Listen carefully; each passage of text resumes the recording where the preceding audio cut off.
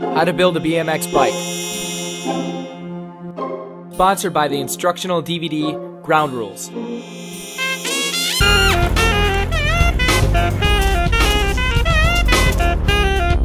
Bike's going to straighten out and the handlebars are going to make a T with it. That's halfway through. Let the frame continue to swing around. Put your left foot on the top tube.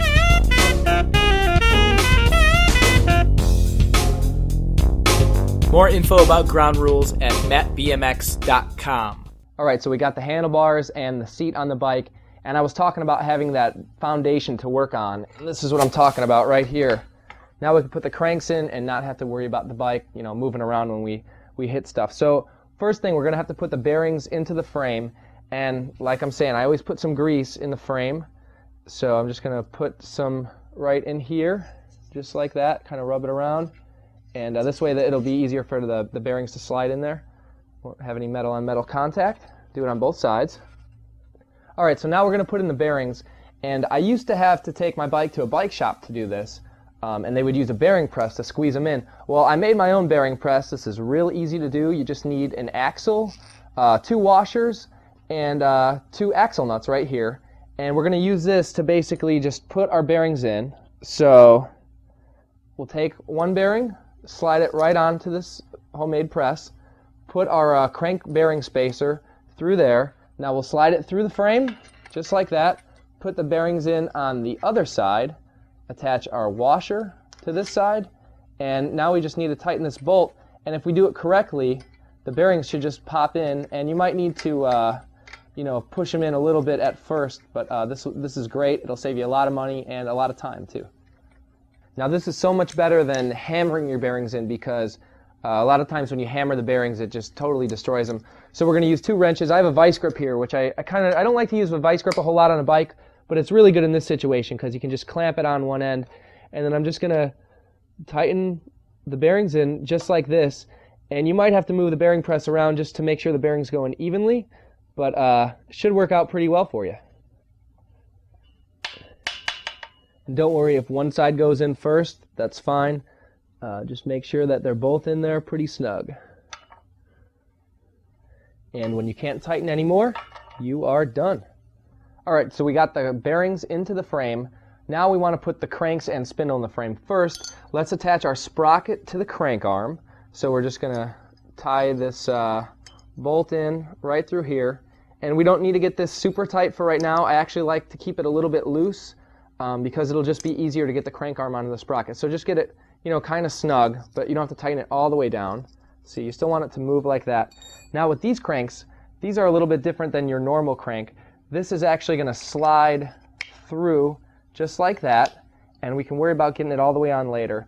Now you want to have the right crank spacer. So I have this one crank spacer right here I'm going to put on this side, and I might put a couple on the other side. So I'll just slide it through right like this. And now you can take a hammer if you like, and just kind of hammer it through just a little bit.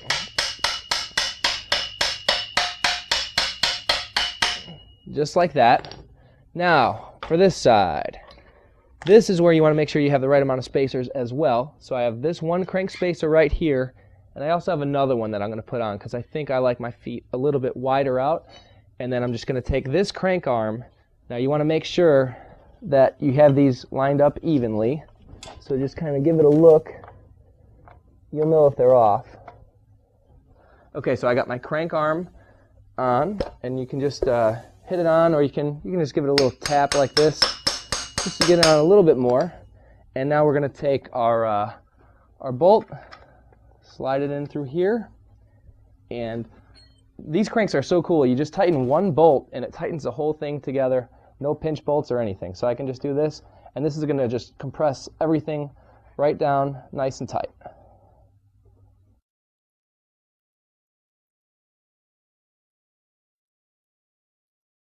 Now I like to tighten my cranks down almost as much as I can because I don't like my cranks spinning around when I'm doing tricks.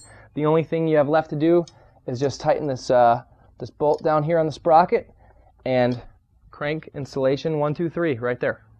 Now when we were installing the cranks, we were talking about putting these spacers on this side and one on this side, And the reason we did that, because we want enough space between the crank arm and the frame right here. And even the best crank arms will sometimes flex a little bit, and you don't want those digging into your frame. So make sure you got enough spacers right in here.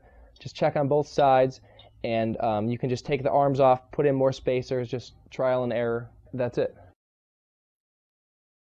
Alright, it's time to install the pedals.